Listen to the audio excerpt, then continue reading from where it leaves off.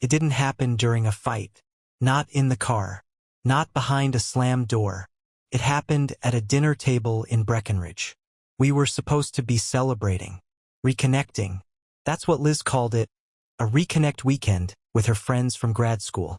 One of those glitzy Colorado lodges with plaid blankets and overpriced wine. The kind of place that smells like cedar and expensive cologne. Too clean. Too curated. We sat at a table meant for 8, crammed with 12. Candles low, steak half-cut. Everyone riding that edge between tipsy and mean. Liz was radiant, loud, holding court. Her friends watched her with the same admiration they always had. That cult leader glow women like her wear in rooms like that. She knew how to perform for them. Her voice would rise and fall in perfect crescendos. Right on cue. She dropped names. Quoted authors she'd never read. Tossed her hair back like it was scripted. I was 2 seats to her left. Quiet. Fork in hand. Smiling when I was supposed to. Laughing when expected. Then it happened. One of her friends, Marcy, I think, said something about marriage. About how hard it is to keep the spark alive. Liz laughed. Full-throated. Then she said it.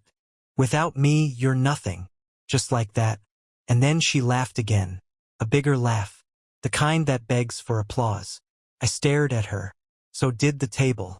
She leaned in like she was sharing a secret with the group. No, seriously, she added, still smiling. Sometimes I think he's just dumb. That was the second blade. Twisted, not cut. The table went still. Forks hovered. Glasses froze mid-air. Even the server, poor kid with a wine bottle in one hand, looked like he wanted to melt into the floor. No one said a word. She thought it was funny. That's what haunts me. Not that she said it, but that she meant it as entertainment. I smiled. Just barely. Bit down on a piece of overcooked lamb and let the moment pass. Chewed slowly. Swallowed the ash. Then I turned to her and said, "Dinner tomorrow? Just the 2 of us." She blinked, surprised. Nodded. Sure. She thought she had won. She didn't ask why I wasn't angry. Why I didn't laugh back. She didn't see that something in me had gone quiet. She should have. The next day, I picked her up in a rental navy, clean, no dents. She wore that red coat I bought her 3 winters ago. Back when I still believed we were building something. She slid into the passenger seat like nothing had happened. "Where are we going?" she asked. I didn't answer.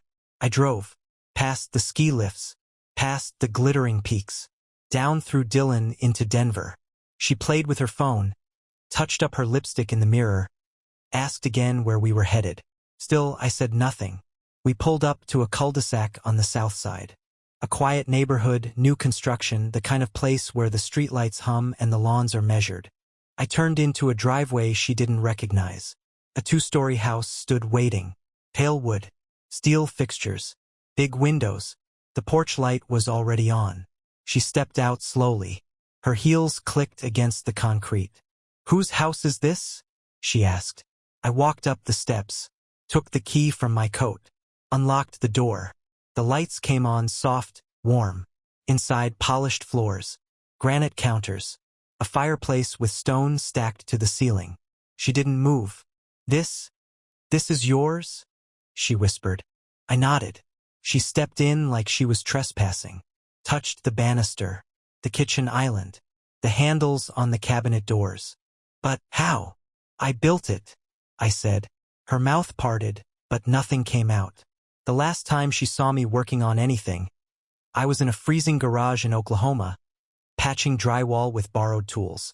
I remember her standing in the doorway, arms crossed, laughing. "You really think you're gonna make something out of this dump?" She didn't think I would make anything. Not of that house. Not of myself. This place, this life I built in silence. 6 months of overtime. Weekend contracts. Nights spent drawing blueprints instead of watching movies with her. She thought I was being distant, inattentive. I was building something she never believed I could. And I never told her, because I wanted it to be mine. She walked through the living room, past the bookshelves I installed myself, past the office with the walnut desk, past the hall lined with paintings she'd never seen. "You didn't tell me," she said softly. You didn't ask. We sat at the kitchen table. I poured her a drink. She stared at the glass. You're really not coming back to Breckenridge? I shook my head. But, my friends. They're not mine. She flinched. Just a flicker. I could have told her about the months I spent in silence. Coming home to Ellie's cold shoulder, to her sarcasm, to the 1,000 tiny cuts she delivered every day. I could have reminded her of the nights I made dinner while they ignored me, of the bills I paid, the loans I co-signed. But she already knew. She knew. And she let it happen. You're overreacting, she said eventually. I smiled. Not because it was funny, but because it was predictable. That word, overreacting, it's always the shield they hide behind when the mask slips and the wound is too visible. I didn't answer. She stood, walked to the window. So that's it. No shouting. No grand declarations. Just this. A quiet room. A house that didn't belong to her. A man she thought she could humiliate in public. Now holding the silence like a sword. This house, she said, still staring out the window. It's beautiful. I know. The snow began to fall outside. She looked back at me then. Really looked. And I saw something new in her face. Not fear. Not guilt. Loss. It was the first honest thing she'd shown me in years. I left the key on the counter. I never said goodbye. I never drove her back to Breckenridge. She texted me the next morning. A dry question mark. No words. No apology. Just silence broken by punctuation. I didn't reply. I had already checked out of the lodge's shared Airbnb. Left behind the snow boots. Let the car service bill me directly. I was gone before she even opened her eyes. I didn't leave a note. Didn't leave a trace. The thing about silence is it's louder than anything else once you get used to it. It fills the room like smoke. It stains the air. That first morning alone in the new house, I made coffee and sat in my chair without background noise, without her laugh echoing off the walls like a cracked bell, without Ellie's door slamming at 8 a.m., out of passive teenage spite. And for the first time in years, I didn't brace myself before the day began. No more side-eyes. No more fake apologies. No more pretending we were ever on the same team. I didn't shout. I didn't threaten. I didn't beg. I withdrew. She would feel it in waves. First, just confusion. Why didn't he respond? Where did he go? Then irritation. Then that creeping panic that builds when a resource goes offline and the bills start whispering louder than your pride. I started with the accounts. Credit cards, frozen. Savings, rerouted. Emergency fund, locked. She'd find out the hard way. A declined transaction. A frozen tuition payment for Ellie's spring semester. A broken link to a lifestyle built on someone else's back. I shut off the pocket money Ellie used for groceries and Starbucks runs and late-night takeout. Not because I wanted her to suffer, but because I finally accepted she never saw it as generosity. It was air to her, taken for granted. And air shouldn't have to explain itself. Insurance? Gone. My plan. My policy. She'd have to apply on her own now. I imagined her sitting at her laptop, red-faced, realizing she didn't know the passwords, couldn't find the files, had never bothered to learn how the world she lived in was built and maintained. I didn't owe anyone an explanation, and so I gave none. 2 days later, the messages started. Ellie came first. Always the quick one when it came to finger-pointing. Are you serious right now? She wrote. Mom says you're being immature. No greeting. No hey. No, I hope you're okay. Just condemnation disguised as confusion. I didn't reply. Then came Liz. You can't just leave like this. You're being dramatic. Dramatic. I had spent the last 8 years fixing garbage disposals and paying off medical bills and driving Ellie to college tours while her real father updated Instagram from poolside bars in Phoenix. I had been background noise in my own story, and the first time I said nothing instead of yes, it was dramatic? No, it was clarity. That first week alone, I slept through the night. No clenched jaw. No waiting for the phone to buzz with an overdraft warning or a last-minute school fee. I ate full meals. Food stayed hot. Coffee stayed mine. The silence wasn't empty. It was earned. 3 days after that, Ellie tried again. You really canceled tuition? Seriously? This time I opened the message. Let the read receipt haunt her. Then I closed it again without typing a word. Because what would I even say? That love doesn't come with a receipt. But when it's treated like a subscription, it's allowed to expire? That I paid because I believed in her future. Not because I owed her one. Ellie was old enough to understand consequences. She was 19. Old enough to weaponize the word step when it suited her, and old enough to pretend she hadn't. When her loan application got denied, the tone shifted. Please, she texted. Just this semester. I'll pay you back. Mom doesn't know I'm texting. I'm sorry. But it wasn't about the money. Not anymore. It was about watching someone who had called me a backup parent now begging for a lifeline. Not because she loved me, but because her primary father was still a myth and the man who actually showed up had finally stopped answering. I didn't reply. Let them sit with that silence. Let them learn what absence really feels like. When people talk about leaving, they imagine a fight, a slammed door, a bag packed in fury. But real leaving? It's quiet, methodical. You start by removing your presence from the rituals, then from the accounts, then from the stories they tell about themselves.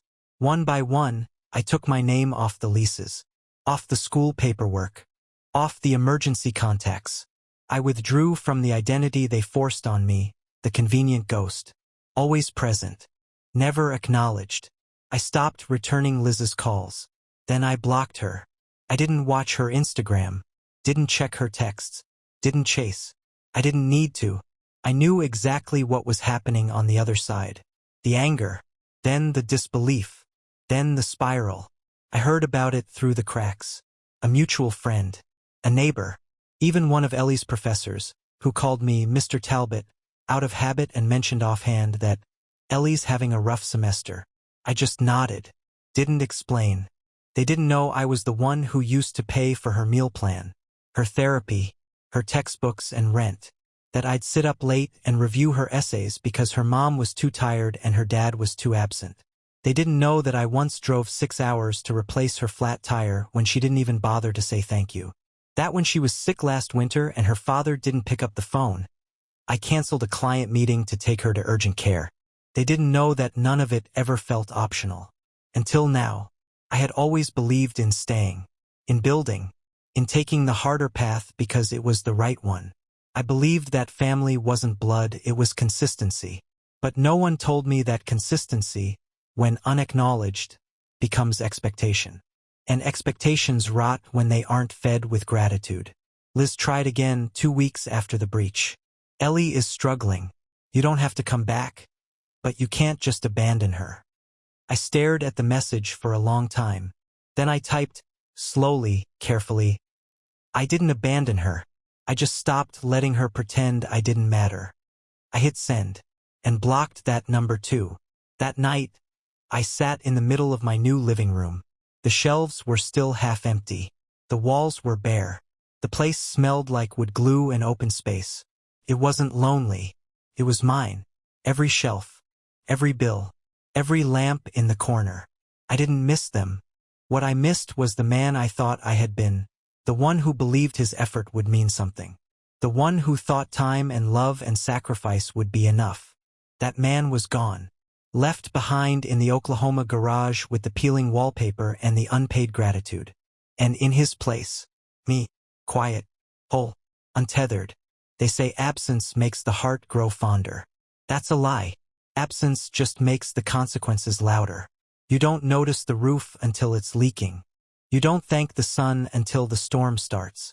You don't notice the man who's always there until the floor caves in under your feet. Ellie was the first to fall through. Her tuition wasn't the kind of thing that could be fixed with a phone call. She'd burned bridges early, skipped the thank yous, hoarded the sarcasm, told her friends she didn't really have a stepdad, just mom's husband who pays for stuff. That's the quote I saw once, on a text she sent from my old phone. She'd borrowed it when hers died. Forgot to delete the message. I remembered every word. Her loan was rejected. No cosigner. Her real father had long since vanished into the cracks of other women's lives, other children's birthdays, A man whose only legacy was a name on a birth certificate and years of unanswered calls. When she reached for him, he didn't answer. Now the university did what institutions do when the math doesn't add up. They revoked her schedule, blocked her email, locked her out of the dorm. I know because I saw it. Not from her, not from Liz, but from the email I was still CC'd on, from a time when I was the one filling in the blanks. Before I disappeared, I had filled out every field on every form, made sure her college life moved smooth as silk. I saw the notice before she did. Watched it happen like watching a bridge collapse in slow motion, from a safe distance with no urge to intervene. The next day, Liz showed up. She didn't call first. She didn't ask. Just knocked. Soft. Hesitant. Not the kind of knock you use when you believe you belong somewhere. I didn't answer immediately. She stood on the porch with a coat too thin for the wind, makeup smudged like she hadn't cared enough to fix it, or had cried it off earlier and hoped I wouldn't notice. She wasn't broken. Not yet. But I saw the fault lines in her face. The way she gripped her bag like it was holding her up. I opened the door. She didn't step inside. "This is about Ellie," she said.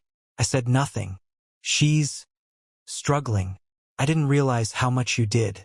I should have." She stopped, looked away. I should have spoken up.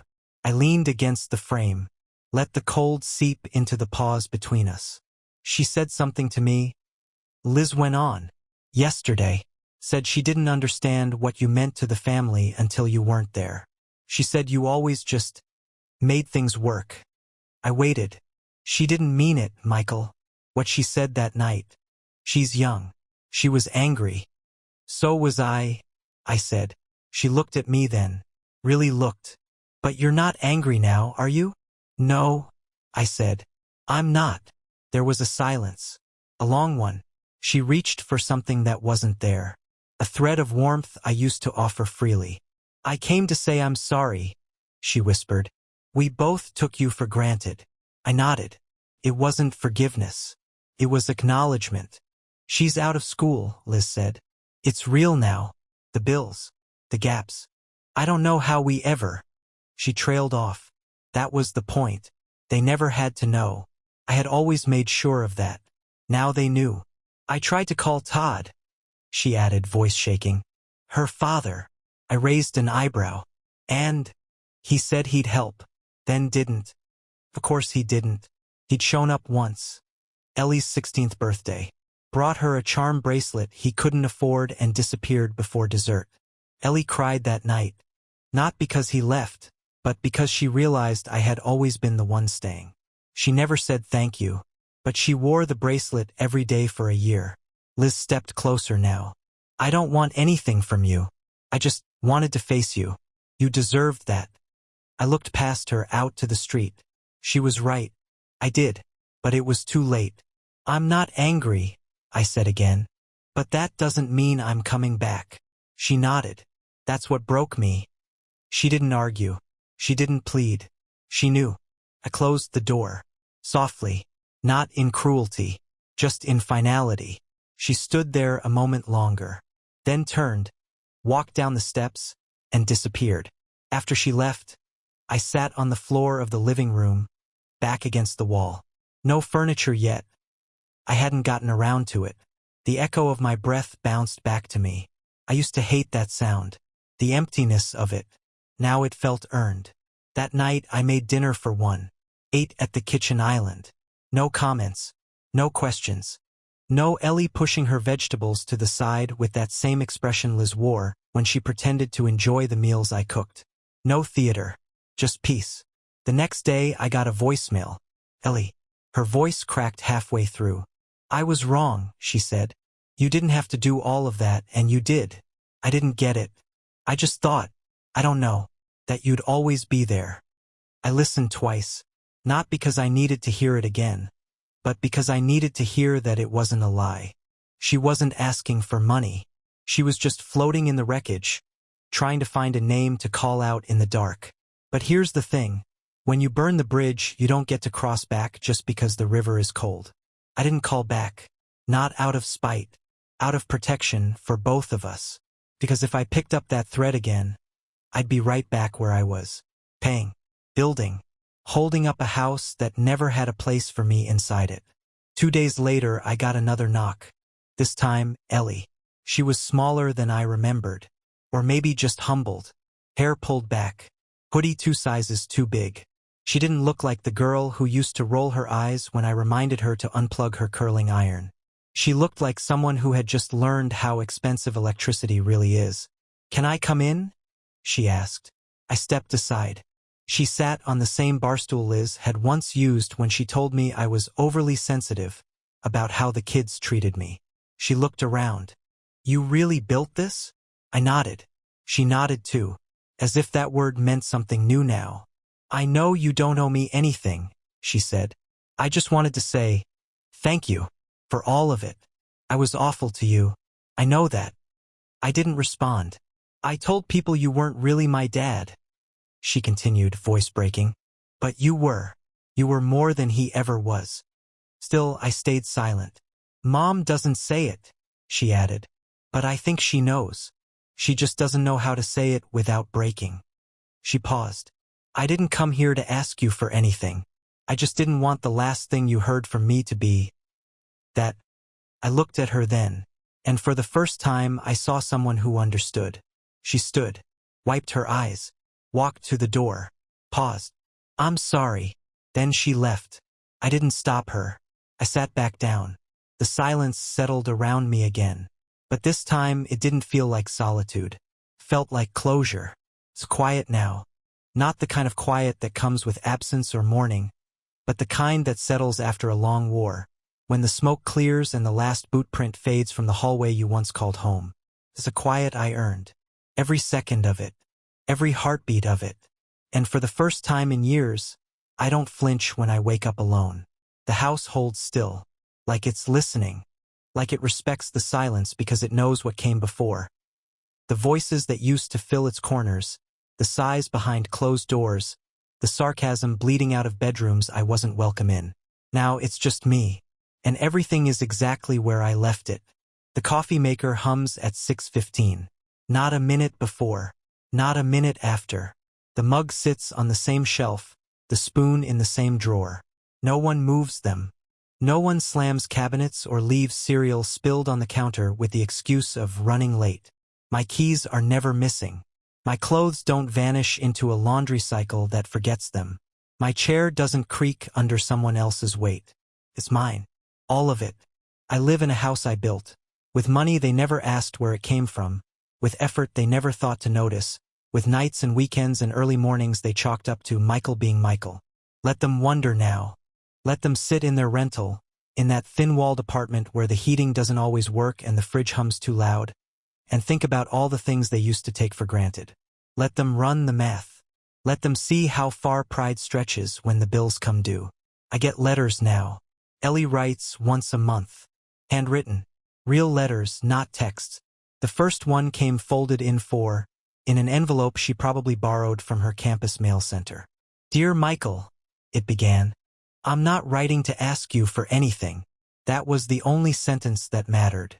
The rest was updates. Classes, jobs, how she's working part-time now and studying harder than ever. How she's learning what life actually costs. I don't know how much of it is penance. How much is genuine.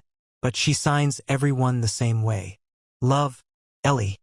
She never called me dad again. She doesn't have to. The truth sits heavier in silence than it ever did in a title. Liz wrote once. Just once. A single message in an email with no subject line. "I should have protected you." 6 words. That's all. It wasn't enough. But it was honest. And in a strange way, I appreciated it more than any apology she could have scripted. Because it told me she finally saw it, the years I stood between them and ruin. The man she expected to endure it all without recognition. The man she let them despise while they lived off his back. I didn't reply. I didn't delete it either. Some things deserve to sit there. As reminders. Not wounds, just records. I've been asked if I regret it. Leaving. Cutting them off. Holding the line when it would have been easier to bend. I don't. Because here's the truth no one wants to say out loud. Family is not a title. It is not a favor. It is not a debt. Family is a choice you make every day to show up, to speak truth, to share the weight. And when that choice becomes one-sided, when the burden falls on one back for too long, that's not love. That's servitude. I was a servant in my own home. I paid the rent and still slept like a guest. I fed mouths that mocked me, carried children who rolled their eyes when I asked for the bare minimum. I sacrificed for a woman who watched it happen and said nothing. No more. Now I wake up with no expectations pressed against my spine. No resentment boiling under my skin. No need to explain myself to anyone who only listened when their comfort was threatened. I spend my mornings in the workshop, hands stained with varnish, tools lined like soldiers on the wall. I make furniture now, tables, chairs, cabinets, things that hold weight and don't collapse, things that last, things I trust. The orders come in steady, custom jobs, clients who find me online or through word of mouth. They pay on time. They respect the work. No one rolls their eyes when I send the invoice. Sometimes I think about the garage in Oklahoma, that tiny space with peeling drywall and a radio that never got good reception. The place where I first dreamed of building something permanent. Not just furniture, family, a legacy. I built the furniture. The family broke itself. I no longer look back with bitterness. That's the real change. Not the silence, not the distance, not the locked accounts or the unspoken goodbye. It's the clarity. They didn't miss me. They missed the comfort I provided.